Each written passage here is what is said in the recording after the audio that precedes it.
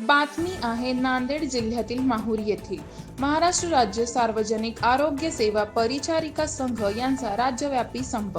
महाराष्ट्र राज्य परिचारिका संघटना यांचे दिनांक 18 जुलै 2025 पासून आझाद मैदान मुंबई येथे सुरू असलेल्या बेमुदत राज्यव्यापी संप आंदोलनास जाहीर पाठिंबा म्हणून ग्रामीण रुग्णालय माहूर येथे सुद्धा महाराष्ट्र राज्य सार्वजनिक आरोग्य सेवा परिचारिका संघ नांदेड यांचा राज्यव्यापी संप यांस पाठिंबा देण्यात आला.